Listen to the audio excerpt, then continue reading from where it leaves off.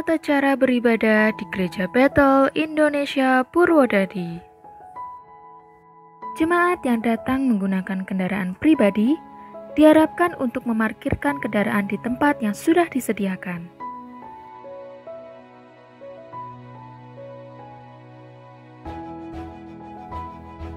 Jemaat wajib menggunakan masker dan face shield sebelum memasuki area GBI Purwodadi.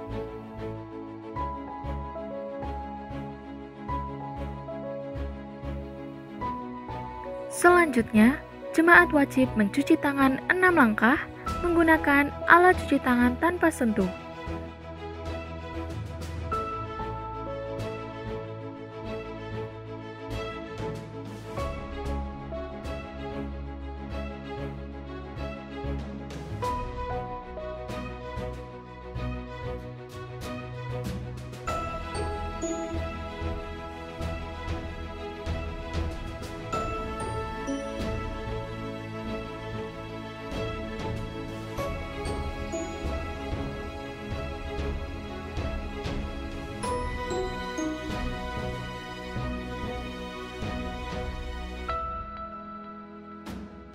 Dan membuang sampah di tempat yang sudah disediakan.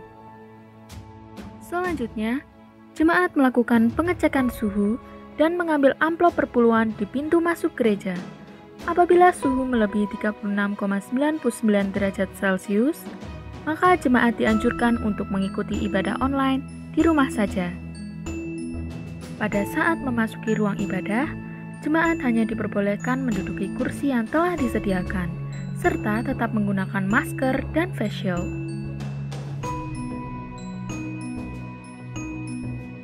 Seusai beribadah, jemaat dapat keluar dari ruang ibadah melalui pintu utama secara bergantian dan tidak meninggalkan barang atau sampah di ruang ibadah.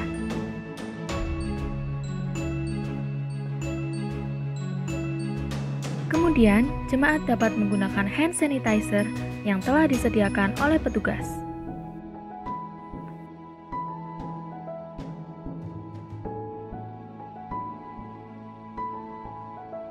Jemaat dapat memberikan persembahan di tempat yang telah disediakan di pintu utama.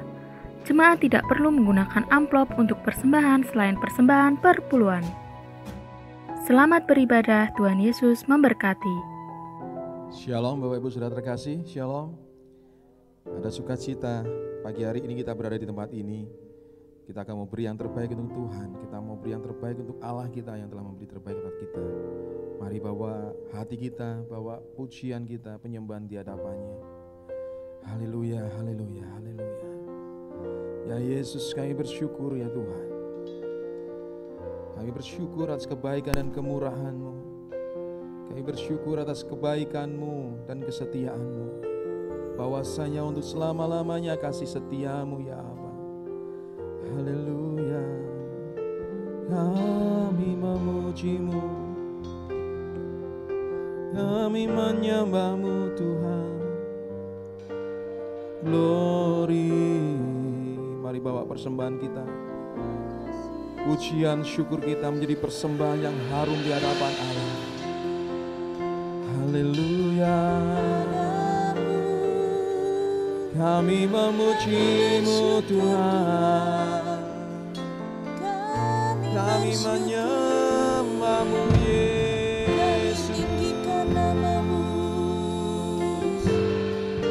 Kami bawa hati kami, kami bawa hidup kami di hadapan-Mu ya Aba.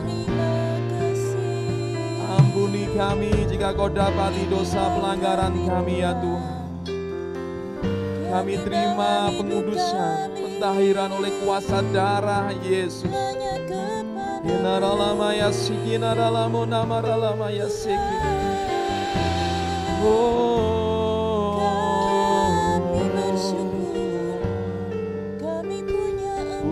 Kau Tuhan, haleluya. Kami datang di hadapan-Mu, kami hampiri tahta-Mu Tuhan. Riaskan kekudusan oleh karena Yesus, darahnya yang telah mentahirkan, menyucikan kami. Glory.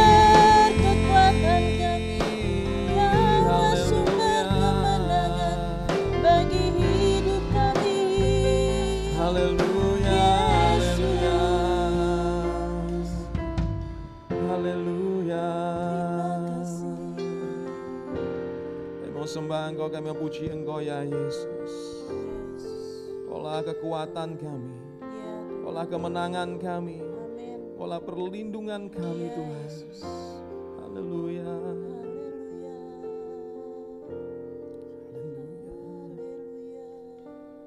Yesus kami puja, kami sembah sebagai Raja, berdiri di tengah kami, ditinggikan dan dipuji. Yesus kami puja, kami sembah sebagai Raja, berdiri di tengah kami, ditinggikan dan dipuji. Sembah dan puji penuhi tahta-Mu. Sembah dan puji penuhi tahta-Mu. Sembah dan puji penuhi tahta-Mu. Yesus Tuhan adalah Raja.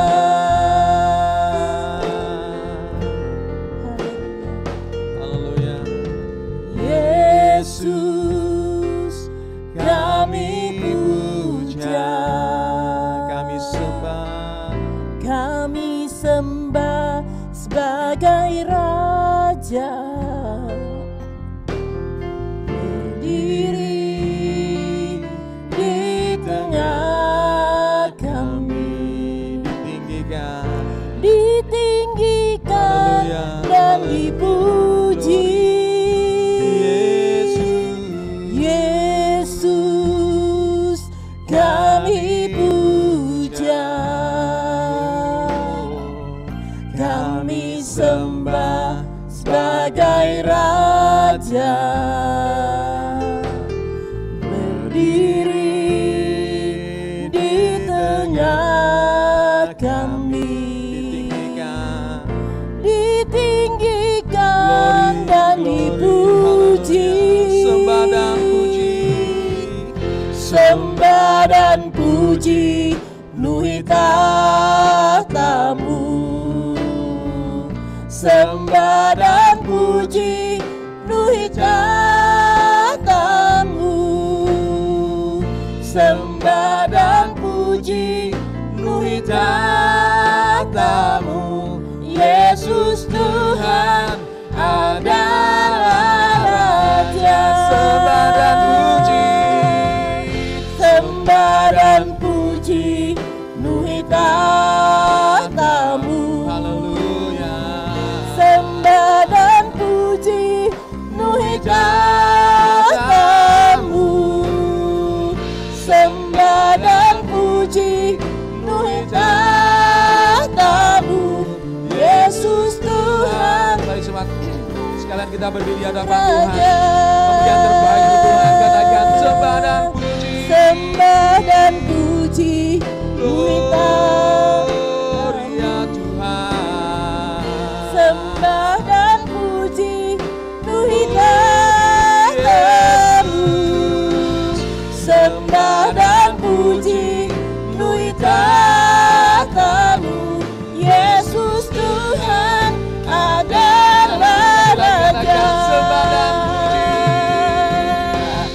Sembah dan puji penuhi tahta-Mu. Ya Tuhan. Sembah dan puji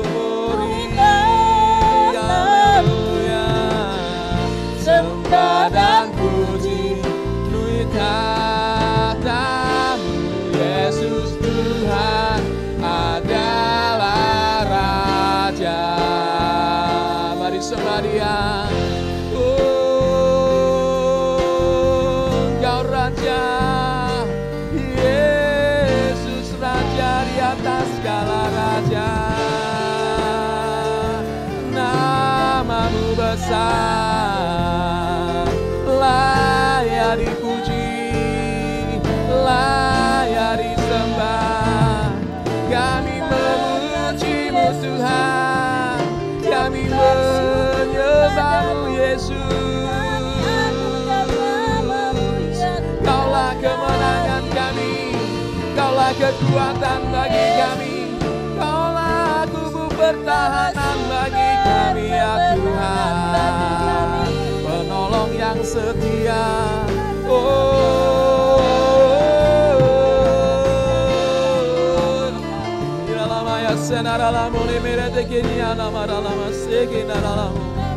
Haleluya, Namamu layak ditinggikan, Namamu layak diagungkan. Hati kami berlimpah syukur ya Tuhan. Kami bawa penyembahan kami bawa puji-pujian kami di hadapan-Mu. Biarlah ini menjadi dupa yang harum, persembahan yang berkenan di hadapan-Mu ya Aba. Glory,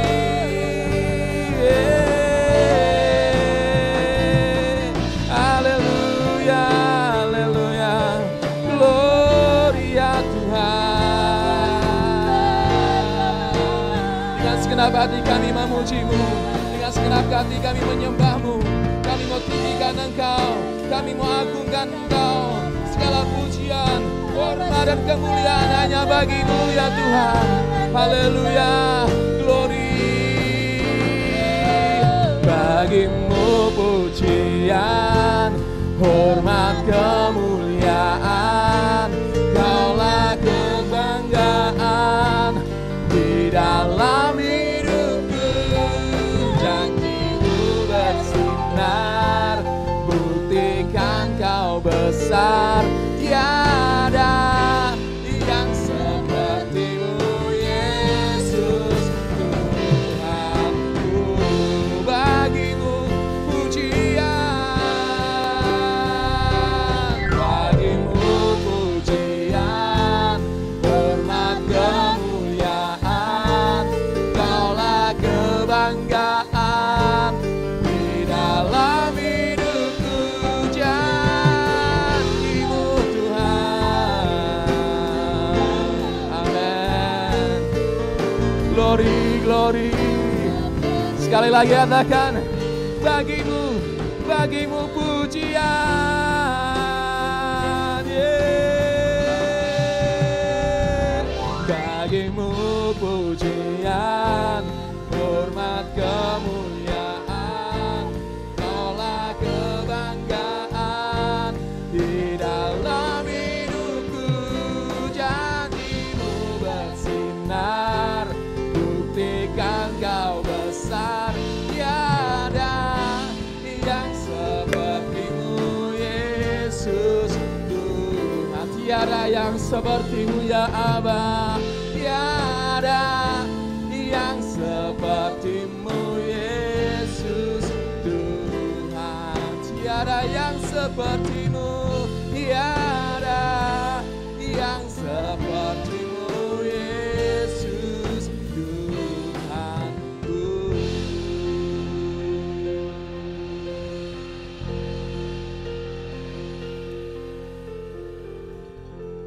Bapa yang kami sembah dalam nama Tuhan Yesus Kristus, sungguh hari ini kami menikmati kasih karunia Tuhan, berkat Tuhan. Di tengah-tengah situasi khusus, kami Tuhan berikan waktu, kemampuan, hidup, sehingga hari ini kami berkumpul di rumah ibadah ini dan mempersembahkan ibadah kami, baik kami yang ada di gedung gereja maupun yang mengikutinya dari rumah secara online. Kami boleh merasakan kehadiran Tuhan yang bertahta di tengah kami. Urapi kami semua juga ketika kami ingin mengerti kehendak Tuhan, khususnya untuk saat ini Tuhan, bagi hidup kami. Kami ingin mengerti rahasia-rahasia surgawi yang Tuhan singkapkan melalui firman-Mu, bahkan juga pengalaman pelayanan dan kesaksian yang boleh kami dengar, sehingga semuanya memperlengkapi kami di dalam kami terus mengikut Tuhan, percaya kepada Tuhan, beriman kepada Tuhan, dan bahkan meningkatkan iman kami, menyempurnakan percaya kami. Bahkan kami menjadi saluran berkat keselamatan buat orang-orang sekeliling kami. Terima kasih Tuhan, waktu-waktu yang akan kami lalui ini sepenuhnya kami serahkan dalam kuasa tangan Tuhan.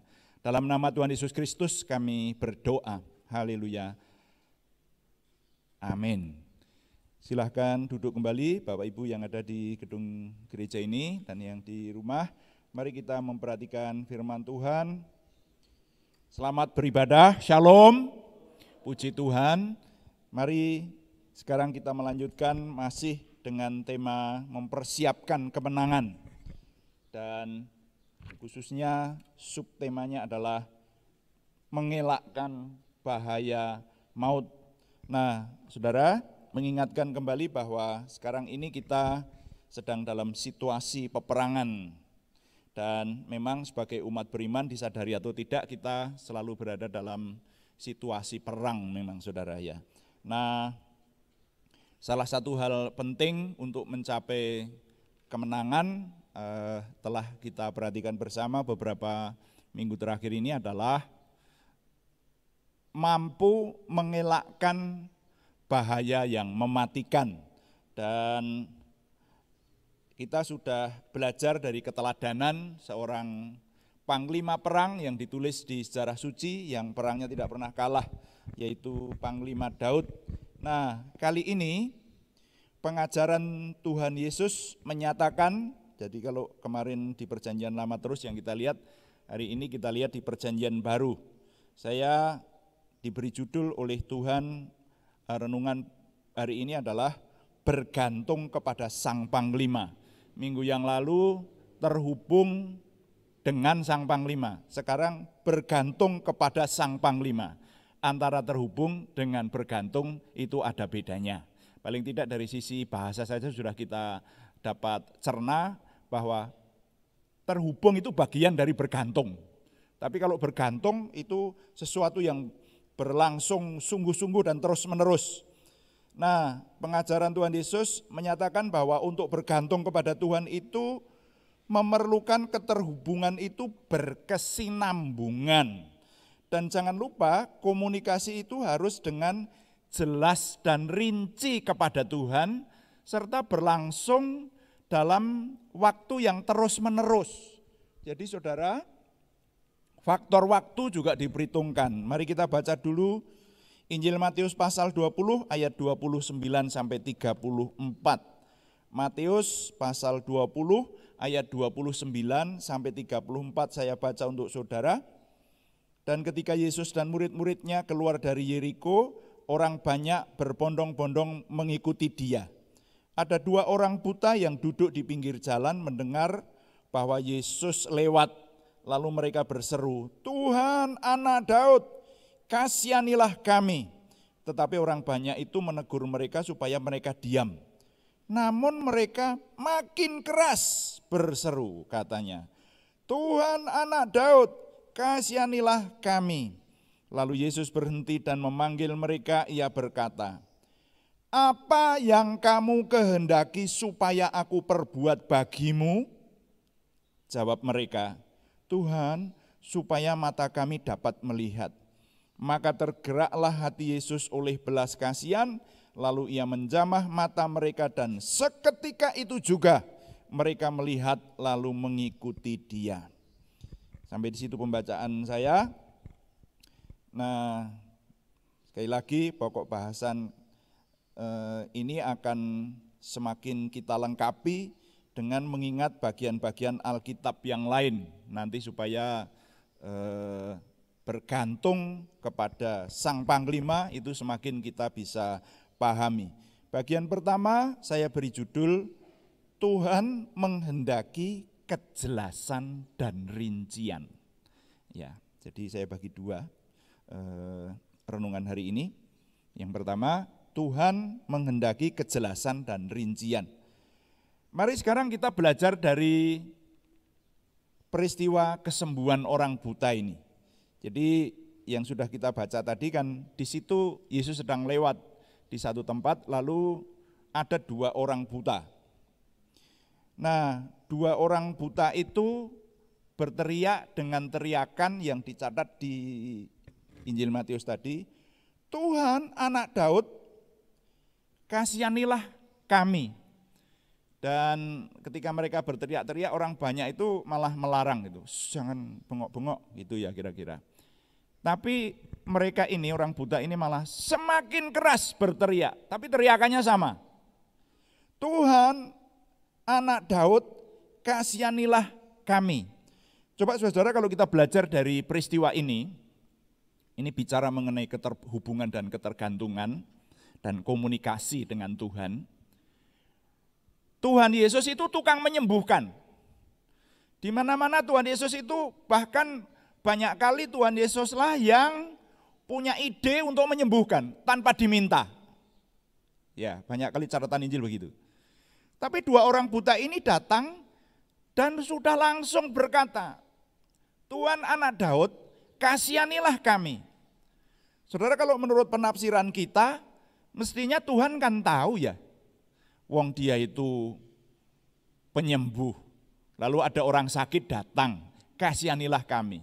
Sudah pasti yang dikehendaki oleh si sakit itu supaya dia disembuhkan. Kalau dia itu buta, maka minta supaya matanya bisa melihat. Tapi perhatikan, Tuhan Yesus masih mempertanyakan lagi. Nah, di sini poinnya. Jadi berhubungan dengan Tuhan itu rupanya seperti itu. Tuhan masih mempertanyakan, sudah ada orang buta yang teriak-teriak, bahkan disuruh berhenti aja teriakannya semakin keras. Tapi Tuhan masih mempertanyakan, apa yang kamu kehendaki supaya aku perbuat bagimu? Ayat 32 tadi. Apa yang kamu kehendaki supaya aku perbuat bagimu? Nah, apakah Tuhan Yesus itu tidak dapat menyelami peristiwa semacam itu? Nanti di banyak bagian dari kitab Injil kita bisa membaca bahwa banyak kali dituliskan Yesus mengetahui pikiran mereka. Begitu kan? Ada di beberapa lah ya bagian dari Injil ini. Yesus mengetahui pikiran murid-muridnya. Itu ya. Saya rasa Yesus yang adalah Tuhan yang mengambil rupa manusia ini, enggak heranlah kalau mengetahui pikiran orang. Orang kita aja sering bisa mengira-ira pikiran orang dan tepat, ya kan?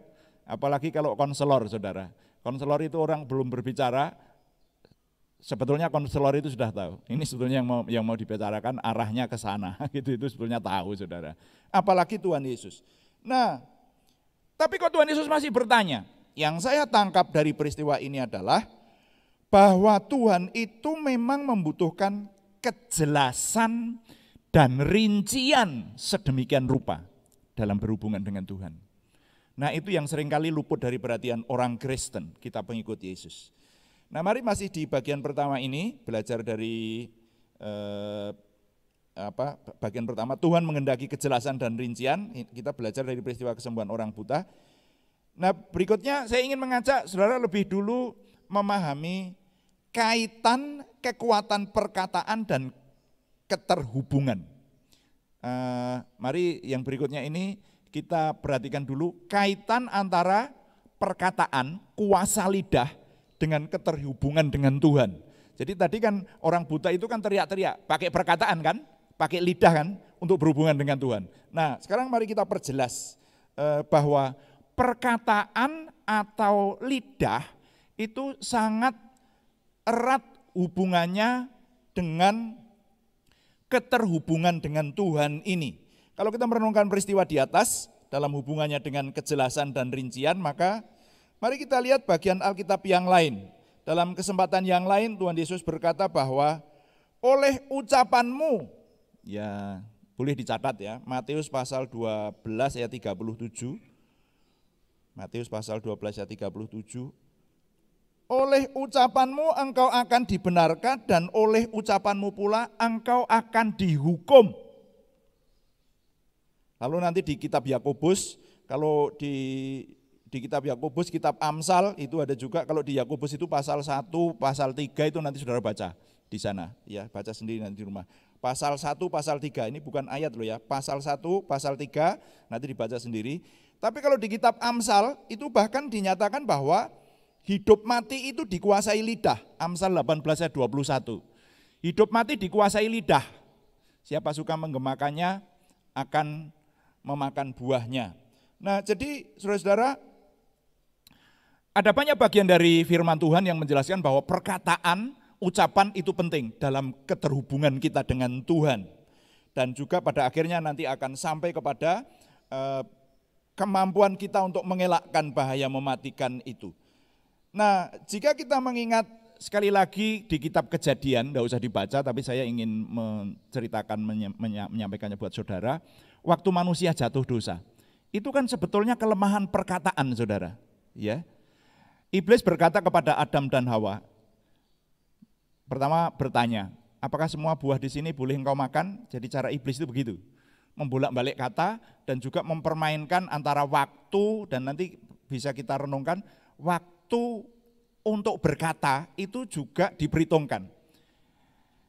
Hawa berkata, oh boleh kami makan semuanya kecuali yang di tengah, itu kalau kami makan kami akan mati. Lalu iblis berkata, oh bukan begitu, kalau engkau makan engkau tidak mati, tapi kamu akan menjadi sama seperti Allah, tahu yang baik dan yang jahat, seperti itu kata iblis.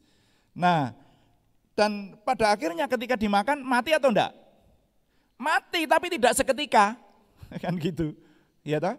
Jadi iblis pun juga itu membolak-balik kata ketika Hawa sudah makan, kira-kira kalau adegan itu diteruskan, versi dalang lah, kira-kira begitu. Sudah makan, ya enggak mati kan? Kamu enggak mati kan Hawa? Iya, enggak mati. Tapi akibatnya matinya nanti. Kemuliaan Tuhan kemudian lepas dari manusia. Karena Adam dan Hawa kemudian makan buah pengetahuan baik dan jahat itu, artinya diperhitungkan sebagai memberontak kepada Tuhan, tidak taat kepada Tuhan, maka kemudian pakaiannya lepas. Apa pakaian Adam dan Hawa? Pakaian kemuliaan. Tadinya tidak telanjang, saudara. Dia pakai pakaian kemuliaan. Itu yang saya tangkap. Nah, lalu tubuhnya mulai bisa menjadi tua, sakit, lemah, seperti yang dialami oleh keturunannya sampai kita sekarang, dan pada akhirnya mati. Tapi faktor waktu itu juga ternyata sangat tersangkut di hubungan dengan Tuhan itu. Nah ini, jadi di peristiwa ini permainan perkataan itu menyangkut banyak hal. Nah, dengan mengingat hal di atas, maka tidak heran kalau Tuhan menghendaki komunikasi dengan Tuhan itu harus jelas dan rinci dan berkaitan dengan waktu tertentu, saudara. Yang saya alami dalam hidup saya seperti itu. Nah, mari kita lihat bagian 2. Bagian 2 saya beri judul terhubung dan bergantung. Kalau judul minggu yang lalu itu hanya terhubung dengan Sang Panglima, sekarang bergantung kepada Sang Panglima. Siapa Panglima kita? Tuhan, yang kita kenal dalam nama Tuhan Yesus. Atau Tuhan Yesus, gitu sudah cukup ya. Panglima kita Tuhan Yesus, atau Tuhan Allah, Bapa, Elohim, Yahweh, Yehuwah, yang kita kenal dalam nama Tuhan Yesus Kristus. Disebut apapun, kalau yang Maha Kuasa yang kita kenal dalam nama Tuhan Yesus Kristus itu pasti hanya satu pribadi saja, yaitu Bapa di surga yang kita kenal dalam nama Tuhan Yesus Kristus. Nah, dengan mengingat dalil-dalil Alkitabiah di atas, maka kita sebagai umat yang berada di situasi peperangan harus selalu terhubung dan bergantung dengan Sang Panglima, komandan tertinggi, yaitu Tuhan sendiri. Nah, pelaksanaannya dalam hal ini sangat berkaitan erat dengan konsep hati kita. Konsep hatimu bagaimana? Juga berkaitan dengan perkataan kita dan kesadaran akan waktu, situasi, dan perkembangan dalam hidup kita.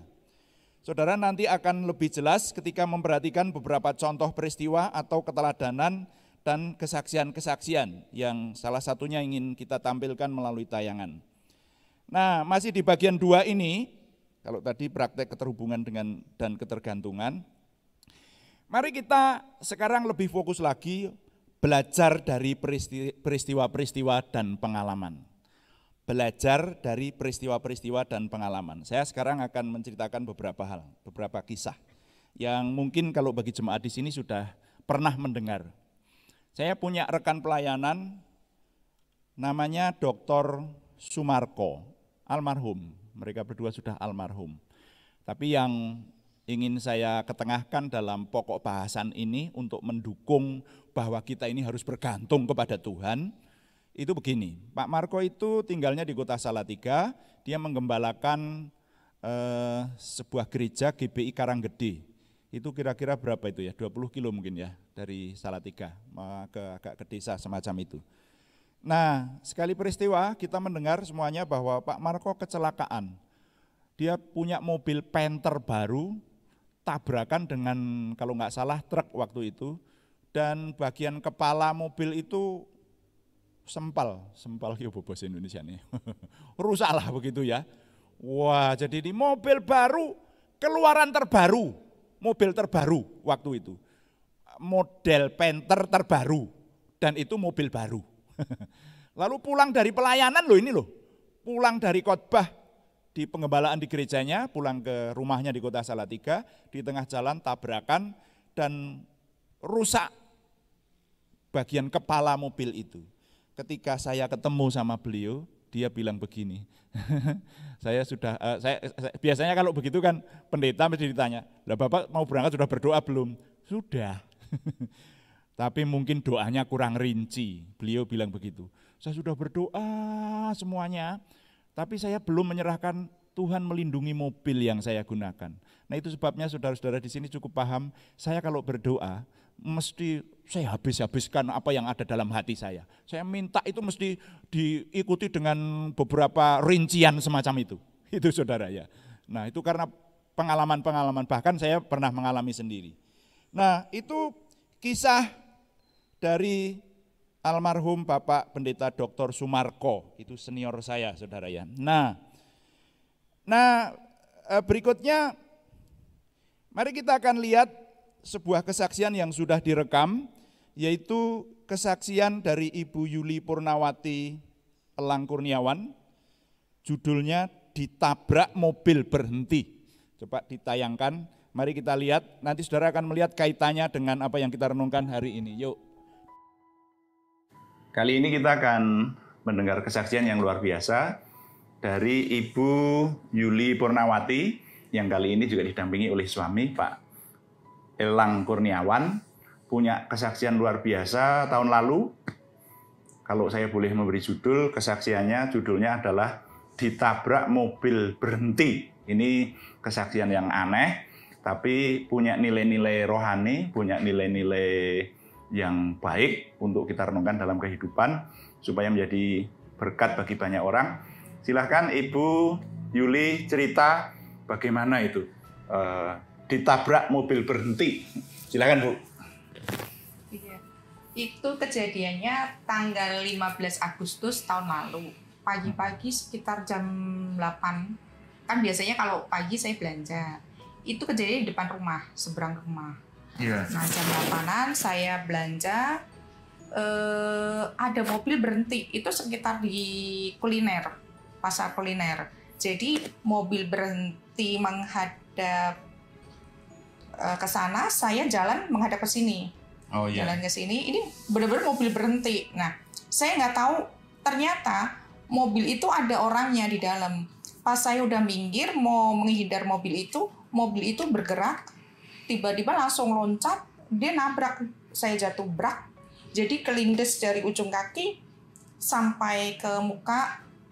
Itu, tapi anehnya kacamata saya itu tetap waktu di rumah sakit tetap ada di ini muka saya, padahal di sini saya tuh udah memar di sini saya ada bekas ban, bukan di baju tapi di kulit ya, bekas ban 2.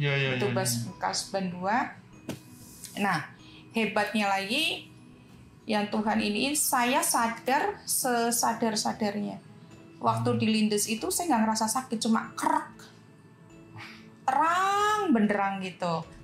Nah, waktu di rumah sakit setelah dioperasi, saya nggak bisa tidur, saya sendiri. Nah itu awal pergumulan hati saya. Karena berarti Agustus itu saya baru hampir setahun, belum ada setahun saya pulang ke Purwodadi. Ya. Itu dengan pergumulan, dengan hati yang hancur, dengan rasa percaya yang udah nggak punya rasa percaya diri. Peristiwa itu membuat rasa percaya diri yang saya bangun pelan-pelan itu hancur lagi. Saya nggak bisa terima. Saya ngomong, Tuhan, kenapa ini terjadi? Padahal Tuhan tahu saya itu sementara ini saya tulang punggung keluarga dengan kondisi suami yang sakit. Udah berapa tahun saya tulang punggung. Kalau kejadian seperti ini, lalu keluarga saya gimana? Saya tetap nggak. Saya dalam hati itu perang. Di dalam peperangan itu saya dengar, saya nggak tahu ya itu suara di hati atau di pikiran saya, suara percaya dan teguhkan hatimu. Percaya dan teguhkan hatimu. Iya. Percaya dan teguhkan hatimu. Iya, itu terus. Lalu ada suara lagi, saya akan menyingkapkan beberapa hal yang kamu. Maksudnya Tuhan. Iya. Tuhan akan menyingkapkan banyak hal. Banyak hal. Banyak hal. Iya, banyak hal ke saya.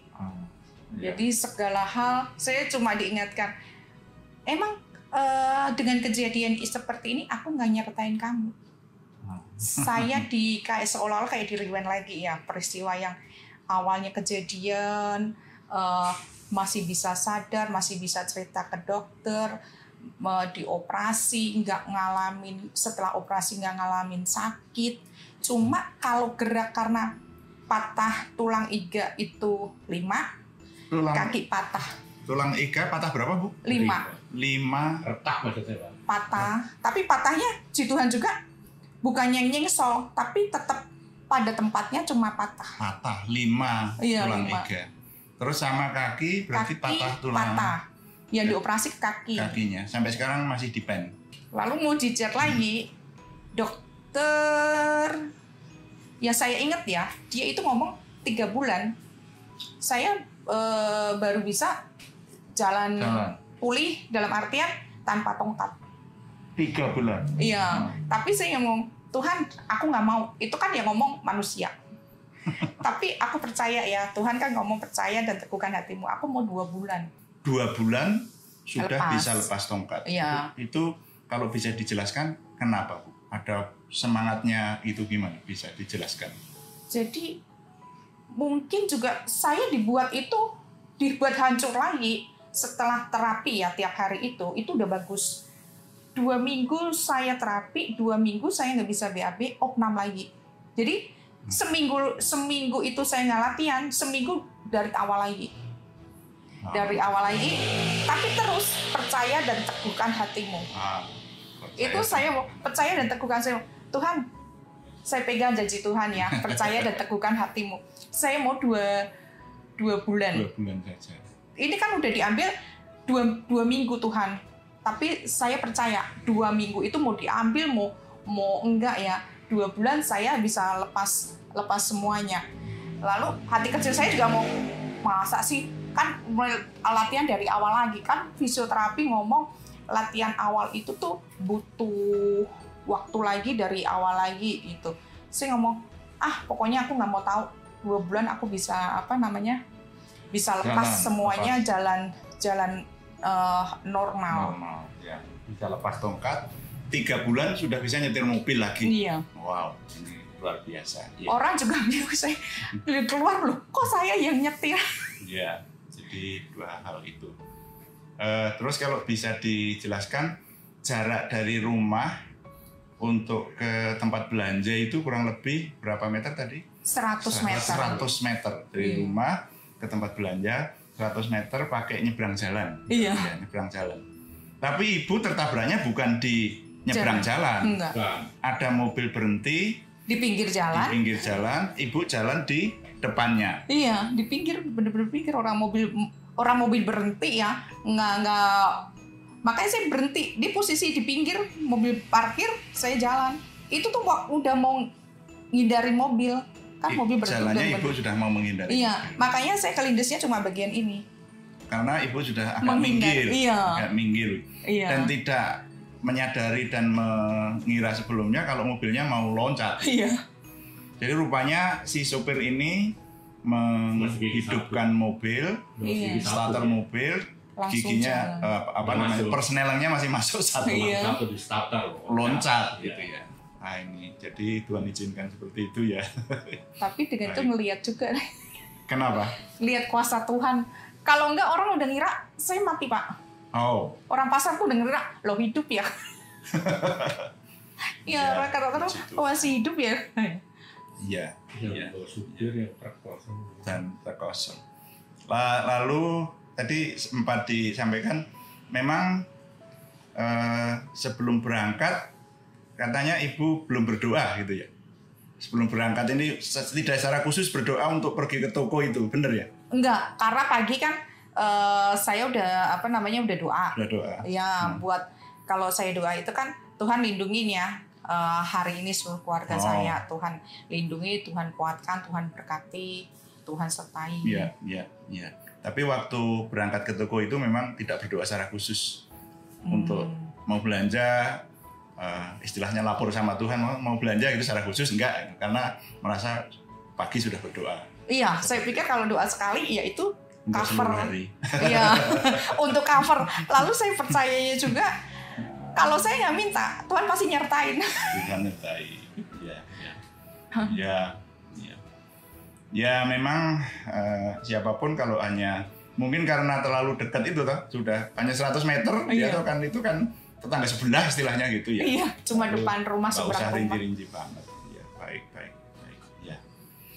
Ya, baik Bu Yuli. Jadi ya baik Bu, kalau begitu rasanya ada dua hal ini yang bisa menjadi berkat buat orang lain, yaitu satu iman, percaya dan teguhkan hatimu. Lalu yang kedua tadi Tuhan berkata bahwa Tuhan akan menyingkapkan dan akan menyingkapkan banyak hal. Iya benar. Tuhan akan menyingkapkan banyak hal. Rasanya mungkin sesudah ini Ibu atau kita semua masih bisa mencari lagi ya. Dengan peristiwa ini sebetulnya ada hal apa lagi yang akan Tuhan singkapkan. Seperti itu toh. Baik, doa kita semua. Peristiwa ini memberikan berkat bukan hanya bagi Ibu, tapi juga bagi semua yang melihat rekaman ini bisa diberkati dan mengambil nilai-nilai rohaninya ya. Ya, kita terus berdoa supaya Tuhan membawa kita kepada kesempurnaan untuk menyembah dan melayani Dia. Amin. Ya. Terima kasih Ibu. Ya, saudara, kita sudah mendengar kesaksian Ibu Yuli Purnawati Elang Kurniawan. Saya menampilkan dua kisah ini. Sebetulnya saya sendiri punya kesaksian yang cukup panjang, tidak bisa ditampilkan rupanya lain kali. Atau saudara sebetulnya sudah pernah mendengar kesaksian hidup saya. Ibu Yuli Purnawati mendapatkan berkat tersendiri dari peristiwa ditabrak mobil berhenti, saudara. Tapi yang kaitannya dengan apa yang akan kita perhatikan di pokok bahasan hari ini adalah bahwa ketergantungan kita kepada Tuhan itu harus berlangsung terus-menerus. Jadi sekali lagi Ibu Yuli sudah mendapatkan banyak nilai seperti saudara dengar. Salah satunya tadi bahwa Tuhan akan menyingkapkan banyak hal. Nah, kaitannya dengan apa yang kita perhatikan hari ini adalah seringkali orang kalau hanya mau pergi ke tetangga sebelah atau pergi beberapa meter dari rumah, itu tidak berdoa, saudara. Tapi saya mengajarkan kepada keluarga saya, tidak seperti itu. Bahkan hal-hal kecil, apa yang akan kita lakukan, itu harus lapor sama Tuhan. Itu menjadi prinsip hidup saya yang boleh saya impartasikan kepada saudara-saudara sekalian. Barangkali kalau ini singkapan satu lagi buat Bu Yuli dan keluarga, saya berharap semacam itu. Saudara-saudara, kadang-kadang ada hal-hal kecil yang bisa menentukan hal besar. Saya memberikan contoh yang beberapa kali saya sebut di sini. Anak saya waktu masih kecil-kecil, itu kalau diberi permen sama orang, sebelum dimakan berdoa dulu. Sampai orang berkata, wah anak pendeta, ya diberi permen aja berdoa. Loh saudara, itu kelihatannya hal kecil, tapi itu bisa menjadikan masalah besar kalau jadi masalah. Lah kalau permennya ada racunnya, ya makanya perlu berdoa dulu. Dan kalau menurut saya begitu itu bukan hanya anak pendeta, mestinya kita semua saudara, orang-orang yang beriman kepada Tuhan. Saya ingin menambahkan beberapa firman Tuhan yang menguatkan hal ini, bahwa Tuhan menyatakan dalam firman-Nya supaya umat yang beriman kepadanya itu berdoa dengan tekun. Kalau yang namanya tekun itu bukannya sekali saudara. Makanya saudara berdoa mungkin awal tahun, Tuhan berkati saya tahun ini panjang umur dengan berkat limpah rahmat, lalu sudah, bukan seperti itu.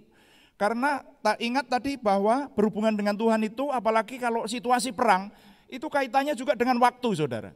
Jadi bukan berdoa sekali terus sudah, tapi nanti saya akan sampaikan ada beberapa firman Tuhan yang cukup tegas berkata kepada kita. Dengan tekun itu di Roma 12 ayat 12 yang menjadi ayat hafalan itu, Kolose 4 ayat 2 itu dengan tekun.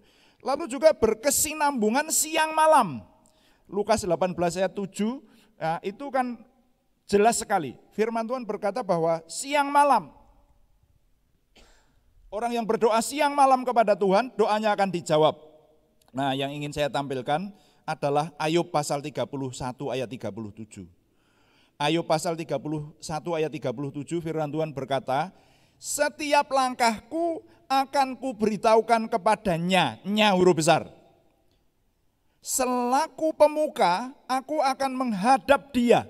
Kalau saya boleh impartasikan kepada saudara-saudara sekalian hari ini adalah, ini yang menjadi firman Tuhan pegangan saya. Setiap langkah, kalau mau melangkah diberitahukan kepada Tuhan. Kita mungkin bisa berdoa pagi hari ini, Tuhan berkati kami, sertai kami. Ya, tapi sertai kemana aja?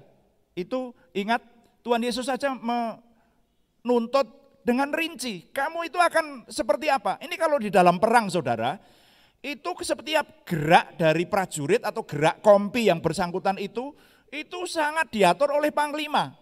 Panglima itu punya strategi saudara. Makanya prajurit yang tidak bergantung kepada panglimanya, hanya berkata, kan aku sudah bilang panglima berkati aku supaya nanti kompi saya juga selamat semua ya. Ya, tapi situasi yang akan datang ini secara detail kita tidak tahu saudara. Nah itu sebabnya maka Tuhan Yesus berkata, masih mempertanyakan kepada orang yang minta tolong kepadanya. Makanya saya seringkali menggarisbawahi, saudara kalau berdoa harus dengan jelas. Ya, bukan hanya Tuhan berkati saya, Tuhan sertai saya, tapi jelaskan berkat apa yang diminta. Ya, Tuhan berikan saya rumah yang permanen sekarang supaya tidak kontrak-kontrak melulu. Nah, misalnya rinci semacam itu. Dan ini berhubungan dengan waktu. Bukan hanya sekali saudara berdoa terus sudah, saudara. Doa itu pergumulan. Dikatakan tadi di Lukas itu siang malam. Nah, makanya ayat ini saya pakai. Ya, Ayub menuliskan hal ini dengan kisah hidupnya yang akhirnya menang oleh pertolongan Tuhan dalam hidupnya itu. Walaupun dia mengalami pasang surut sedemikian rupa, setiap langkahku ku beritahukan kepadanya. Makanya sekali lagi kalau boleh saya mengimpartasikan, apapun yang akan kita kerjakan yang dirasa penting, bahkan saya membaca sebuah buku rohani, di sana dituliskan, si penulis buku itu saya lupa judulnya, saya tidak pernah membuka amplop yang saya terima, amplop apapun juga, jadi amplop surat atau yang kita terima atau bahkan amplop berkat, tanpa saya melakukan doa singkat. Jadi mau membuka amplop itu saja berdoa, mengucap syukur untuk amplop itu. Apa isinya, supaya isinya yang positif. Begitu saudara, setiap langkahku akan kuberitahukan kepadanya, selaku pemuka aku akan menghadap dia. Itu namanya bergantung. Bergantung itu terus menerus dan itu dipraktekkan dalam hidup kita.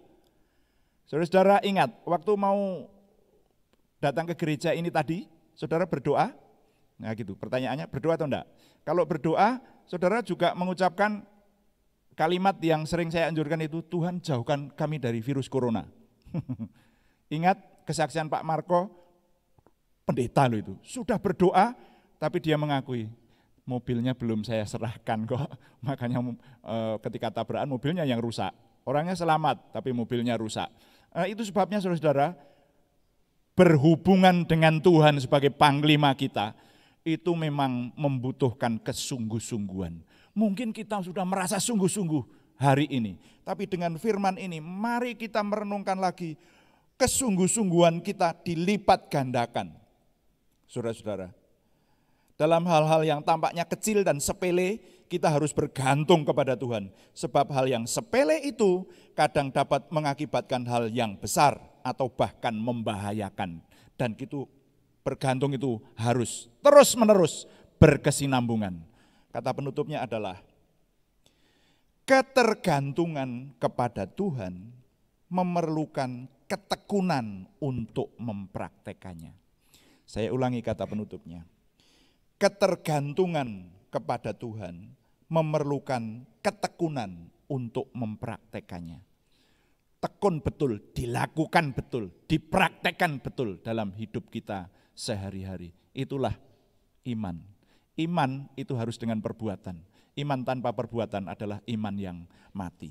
Ketergantungan kepada Tuhan memerlukan ketekunan untuk mempraktekannya. Tuhan dipuji. Amin. Mari kita berdoa. Terus saya minta saudara memasuki saat teduh. Sehabis mendengarkan renungan firman Tuhan, masukilah saat teduh. Berdiam diri di hadapan Tuhan, berdoa supaya firman ini semakin jelas, ditolong oleh Roh Kudus, kita mengerti, kita pahami, dan kita praktekkan dalam hidup kita. Apalagi dalam situasi khusus seperti ini, sehingga kita tetap terhubung dengan Tuhan secara terus-menerus berkesinambungan. Dan kita meraih keselamatan yang dianugerahkan Tuhan kepada kita itu. Haleluya, haleluya, haleluya. Zaman sekarang berjagalah,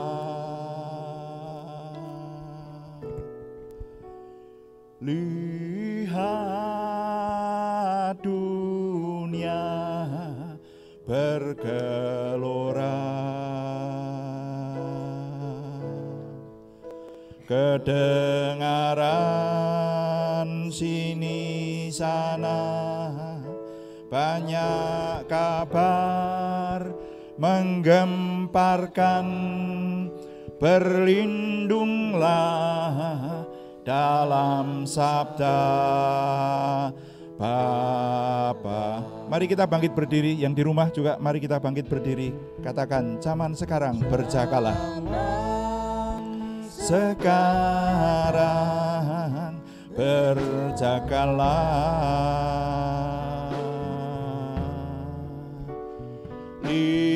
Lihat dunia bergelora, kedengaran sini sana banyak kabar menggemparkan, berlindunglah dalam sabda Allah. Kedengaran sini sana, kedengaran sini sana, banyak kabar menggemparkan, berlindunglah dalam sabda Bapa. Kedengaran sini sana sembah Dia, kedengaran sini sana banyak kabar menggemparkan, berlindunglah dalam sabda Bapa. Kami menyembah-Mu Tuhan dengan ucapan kecil kami. Kami menyembah-Mu, mempersembahkan korban syukur, ucapan bibir yang memuliakan nama-Mu. Kami bawa hati kami meninggikan Engkau Bapa yang kami kenal dalam nama Tuhan Yesus Kristus.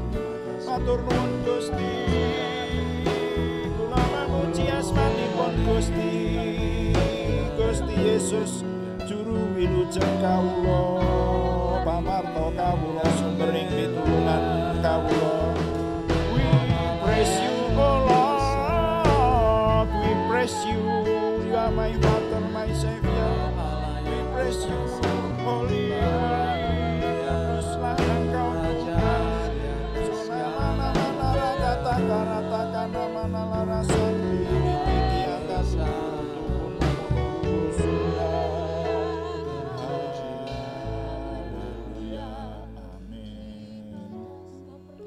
Bapak, terima kasih di situasi khusus seperti sekarang Tuhan mengingatkan bahwa kemampuan untuk menghindar dari bahaya mematikan itu bagian dari strategi kemenangan. Dan kemampuan untuk menghindar dalam strategi kemenangan ini sangat erat hubungannya Tuhan menunjukkan kepada kami supaya kami bergantung kepada Tuhan sebagai panglima kami. Ampuni kami kalau kami seringkali kurang sungguh-sungguh dalam kami bergantung kepada Tuhan. Ampuni kami kalau kami seringkali kurang menghormati Tuhan, kurang melekat kepada Tuhan. Ampuni kami kalau kami kurang peka mendengar suara-Mu. Tapi Tuhan, kami mohon dengan sungguh-sungguh Tuhan memberikan kepada kami kemampuan untuk terus setia kepada Tuhan, kemampuan untuk setia mendengar suara Tuhan dan peka mendengar suara-Mu. Kami mohon Tuhan menolong kami, sehingga sungguh kami menjadi oleh anugerah-Mu saja, kami menjadi anak-anak-Mu yang terus melekat kepada Tuhan. Sehingga dalam situasi apapun kami terus meraih kemenangan itu. Karena kami bertindak, kami berlaku, kami menyampaikan kepada Tuhan dengan rinci, dan kami mempraktekannya dalam hidup kami. Apa yang boleh Tuhan berikan kepada kami. Kami terlindung, kami selamat, panjang umur, dan masih terus menikmati penyembahan, pelayanan kepada Tuhan lebih lagi. Terima kasih Bapak. Anak-Mu ini berhenti berbicara karena berbagai keterbatasan yang ada, baik keterbatasan waktu maupun keterbatasan kemampuan. Tetapi kami mohon Roh Kudus yang tidak terbatas itu terus menolong kami, sehingga firman-Mu semakin berbuah dan kami meraih kemenangan. Dalam nama Tuhan Yesus Kristus kami sudah berdoa. Haleluya. Amin. Tetap berdiri saudara sekalian.